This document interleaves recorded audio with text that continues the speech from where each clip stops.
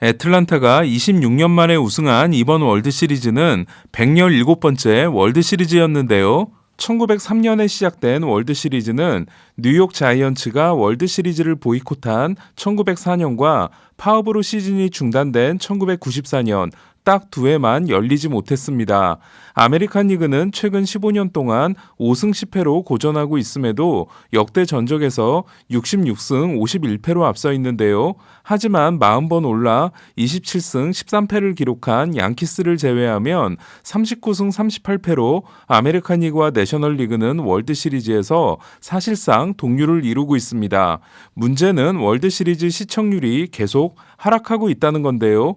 올해 기록한 평균 6.5%는 2020년에 5.2%보다 오르긴 했지만 2019년에 8.1%보다 1.6%포인트가 낮은 비단축 시즌 역대 최저치에 해당됐습니다. 스포츠의 천국이라 할 수 있는 미국도 슈퍼볼을 제외한 모든 파이널 시청률이 큰 폭으로 내려오고 있는데요. NBA 파이널 역시 밀워키 벅스가 우승한 지난 시즌의 파이널 시청률 5.2%가 토론토 랩터스가 우승한 지지난 시즌 대비 무려 3.5%포인트가 감소했습니다.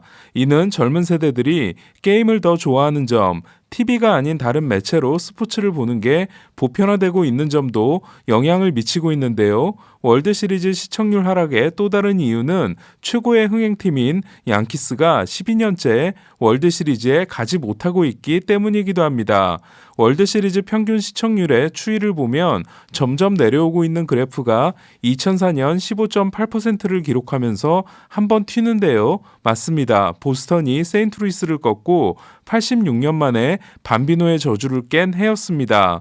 시카고 화이삭스가 88년 만에 우승을 한 이듬해 시청률이 11.1%였으니까 레드삭스와 화이삭스의 차이가 느껴지는데요. 다시 하향세가 시작된 월드시리즈 시청률은 2009년 다시 한번 튀어오릅니다. 2001년 트윈타워에게 당하는 것으로 월드시리즈에서 사라졌던 양키스가 8년 만에 진출해 우승한 2009년으로 월드시리즈 시청률은 11.7%였습니다. 2016년 월드시리즈 시청률은 2004년 15.8% 이후 가장 높은 12.9%를 기록하는데요. 시카고 컵스가 108년 만에 우승을 차지한 월드시리즈였기 때문입니다. 이렇게 컵스가 저주를 풀어내는 것으로 월드시리즈는 다른 팀들의 팬까지 모을 수 있는 스토리 라인이 모두 사라지게 됩니다. 2018년 월드시리즈 매치업이 성사됐을 때 사무국은 큰 기대를 했을 겁니다. 월드시리즈에서 만난 두 팀이 서부 최고의 인기팀인 LA 다저스와 동부의 인기팀 보스턴이었기 때문인데요. 그러나 평균 시청률은 8.3%로 오히려 휴스턴과 다저스의 대결이었던 2017년의 10.7%보다도 떨어지게 됩니다. 미국에서 야구는 철저한 로컬 스포츠이기 때문에 미국 팬들은 우리 팀이 진출하지 않는 한 월드시리즈를 볼 이유가 없다고 생각하고 있고, 그런 점에서 월드시리즈 시청률은 큰 의미를 두지 않아도 된다고 할 수 있는데요. 하지만 가장 많은 팬과 가장 많은 안티를 거느린 양키스가 나서지 못하고 있는 점은 사무국 입장에서는 아쉬울 수밖에 없습니다. 메이저리그에서 양키스의 우승 기록은 정말 독보적이라고 할 수 있는데요. NBA에서 보스턴 셀틱스와 LA 레이커스가 나란히 17번의 우승으로 6번인 시카고 불스와 골든 스테이트를 제치고 공동 1위를 유지하고 있으며, NFL에서는 슈퍼볼 시대로 한정했을 때 뉴잉글랜드 패트리어츠와 피츠버그 스틸러스가 6번의 슈퍼볼 우승으로 공동 1위, 댈러스 카우보이스와 샌프란시스코 49너스가 5번으로 공동 3위인 반면 양키스는 27번의 월드시리즈 우승으로 11번인 세인트루이스 카디널스, 9번인 보스턴과 오클랜드, 8번인 샌프란시스코와 7번인 다저스 등을 월등히 앞서 있기 때문입니다. 양키스의 역사는 크게 3개로 나눌 수 있습니다. 1903년부터 1919년까지 쩔이었던 시절과 베이브 루스, 루게릭, 조 디마지오, 미키 맨틀로 이어진 황금의 40년, 그리고 그 이후의 기간입니다. 첫 18년 동안 한 번도 우승하지 못한 양키스는 1920년 보스턴에서 베이브 루스를 데려온 후 1921년 처음으로 월드시리즈에 진출합니다. 그리고 루스가 벌어다 준 돈으로 양키 스타디움을 건설한 1923년 처음으로 월드시리즈 우승을 합니다. 양키스는 1923년부터 1962년까지 40년 동안 월드시리즈에 25번 진출해 20번을 우승합니다. 그러니까 최고의 전성기였던 40년 동안은 2년에 한 번꼴로 우승했던 겁니다. 이후 1995년까지 33년 동안 월드시리즈 우승을 2번밖에 하지 못한 양키스는 1996년부터 2009년까지 14년 동안은 5번 우승하며 반등에 성공합니다. 그러나 1996년, 1998년, 1999년, 2000년 우승이 코어4 선수들을 중심으로 효율적인 선수 구성을 가지고 한 우승인 반면 2009년의 월드시리즈 우승은 돈을 뿌려 만든 우승이었습니다. 1996년부터 2001년까지 6년 동안 5번 월드시리즈에 올랐던 양키스는 그러나 2002년부터 올해까지 20년 동안은 딱 한 번 월드시리즈에 오르는데요.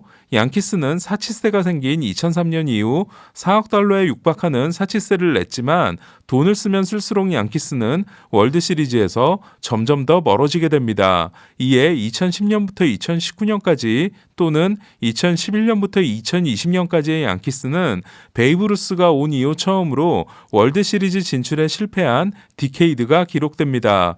지금까지 내용을 정리하면 다음과 같습니다. 창단 후 첫 20년 동안 우승하지 못했던 양키스는 1923년부터 1962년까지 40년 동안 20번 우승했고 1963년부터 2021년까지 59년 동안 7번 우승했다. 하지만 그중 5번의 우승은 1996년부터 2000년까지 6년에 집중되어 있으며 2001년 이후 21년 동안 우승은 2009년 한 번이다. 그리고 2010년부터는 12년 연속으로 월드시리즈 진출에 실패하고 있다. 양키스의 가장 큰 터닝포인트는 1920년, 그 다음은 1965년이었습니다.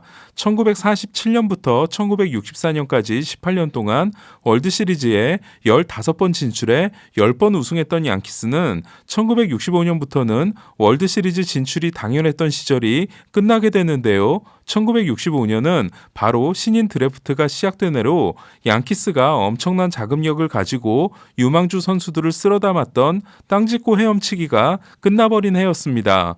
그렇다면 1977년과 1978년의 2년 연속 우승, 1996년부터 2000년까지 4번의 우승은 어떻게 해서 나올 수 있었을까요?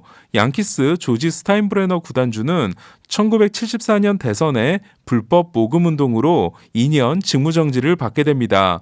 그 2년 동안 양키스는 리빌딩을 했고 돌아온 스타인브레너는 레지 잭슨과 캐피 시언터를 영입합니다. 그리고 2년 연속 우승을 하게 됩니다. 1990년 스타인브레너는 또 직무정지를 당하는데요. 죽도록 미워하게 된 데이브 윈필드 재단에 약속하기로 한 기부금을 주지 않기 위해 윈필드에 뒷조사를 했던 게 발각된 겁니다. 스타인브레너가 없는 사이 양키스는 다시 리빌딩에 들어가는데요. 이때 발굴한 선수들이 버니 윌리엄스와 함께 데릭 지터, 마리아노 리베라, 앤디 패티트, 호레 포사다, 코어4였던 겁니다. 이들이 최고의 훈련소 조교였던 벅슈홀터 아래에서 무럭무럭 크는 동안 짐 마이클 단장, 그 후임인 밥 왓슨 단장이 폴 오닐과 티노 마르티네스, 데이비 콩과 데이비드 웰스 등을 영입함으로써 90년대 후반 양키스의 기틀이 다져졌던 겁니다. 1998년 2월 양키스는 브라이언 캐시먼이 새로운 단장이 됩니다. 그러니까 코어4를 발굴해낸 양키스의 리빌딩은 캐시먼이 했던 게 아닙니다. 부임하자마자 엘듀케를 영입했던 캐시먼은 올해까지 양키스 단장으로만 무려 24년째 롱런하고 있는데요. 돈을 가장 풍족하게 쓸 수 있는 단장이기 때문에 가장 행복한 단장일 것 같지만 보스 시절에는 보스의 지나친 간섭, 보스가 사망한 후로는 보스 시절보다 줄어든 재정과 함께 늘 좋은 성적에 대한 압박에 시달려야 했습니다. 문제는 시속 120km로 달리면서 타이어를 교체하겠다는 양키스의 전략이 가면 갈수록 통하지 않고 있다는 겁니다. 감독이 조 토레에서 조 지라디로 교체된 첫 해이자 원조 양키 스타디움의 마지막 해였던 2008년 포스트 시즌 진출 실패를 받아들이는 것으로 잠시 쉬어갔던 양키스는 2016년 체프먼을 컵스, 앤드류 밀러를 클리브랜드로 보내는 것으로 리툴링을 합니다. 결국 4년 연속으로 지구 우승에 실패한 양키스는 그러나 시즌을 행복하게 마감하는데요.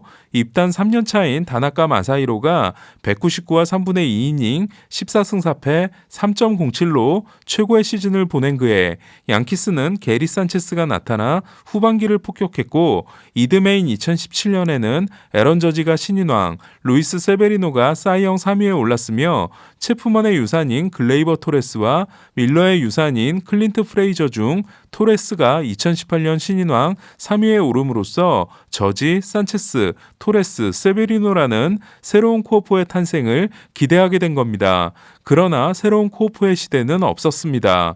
올해 에런 저지의 최종전 끝내기 안타, 개인 첫 끝내기 안타에 힘입어 극적으로 와일드카드를 따낸 양키스는 보스턴과 와일드카드 경기에서 완패를 당함으로써 일찌감치 가을 야구를 끝냈는데요. 시즌이 시작되기 전 양키스가 아메리칸 리그의 월드시리즈 우승 후보 1순위로 뽑혔던 점을 감안하면 실망스러운 시즌이었습니다. 팬그래프 승리 기여도로 봤을 때 양키스는 투수가 4위, 야수가 16위로 마운드가 이끌어준 시즌이었는데요. 선발이 6위, 불펜이 3위였으니까 불펜이 대활약한 시즌이었습니다. 문제는 야수진이었는데요. 양키스의 올해 포지션별 승리 기여도를 보면 포수 16위, 1루수 12위, 2루수 15위, 3루수 17위, 유격수 21위, 좌익수 22위, 중견수 23위로 저지가 맡아 7위를 한 우익수를 제외하면 모두 10위 내에 들지 못했으며 우익수 그리고 리조가 합류한 1루를 제외하면 모두 15위 이하에 그쳤습니다. 그러니까 현재 양키스의 라인업은 전방위적인 보강이 필요한 상태입니다. 문제는 앞으로의 전망도 밝지 않다는 겁니다.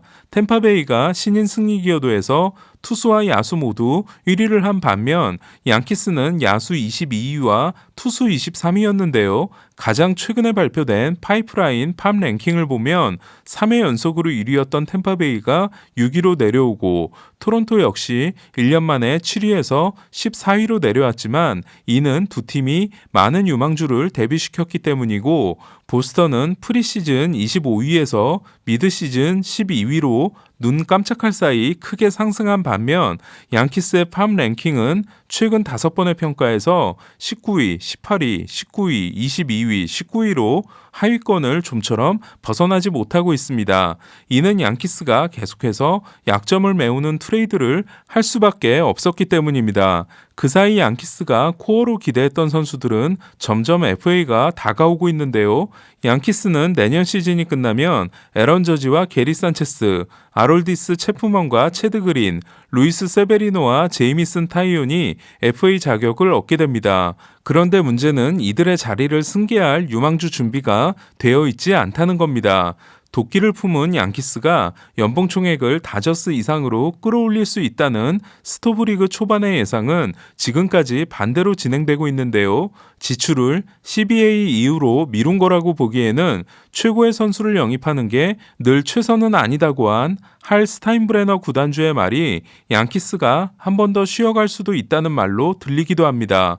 그렇다면 양키스는 올겨울 큰 투자 없이 지금의 전력으로 내년까지 도전한 후 2023년 리툴링 과정을 거친 후 2024년부터 다시 달리게 될지도 모르는데요. 저는 그렇게 될 경우 양키스는 5년 2,500만 달러 계약이 내년으로 끝나는 브라이언 캐시먼 단장도 이제는 교체를 해야 하지 않나는 생각이 듭니다. 하나 걸리는 건 2027년까지 콜과 스탠튼에게 매년 6,800만 달러를 줘야 한다는 거지만 양키스는 피츠버그 같은 팀과 달리 리빌딩도 빨리 끝낼 수 있는 능력이 있습니다.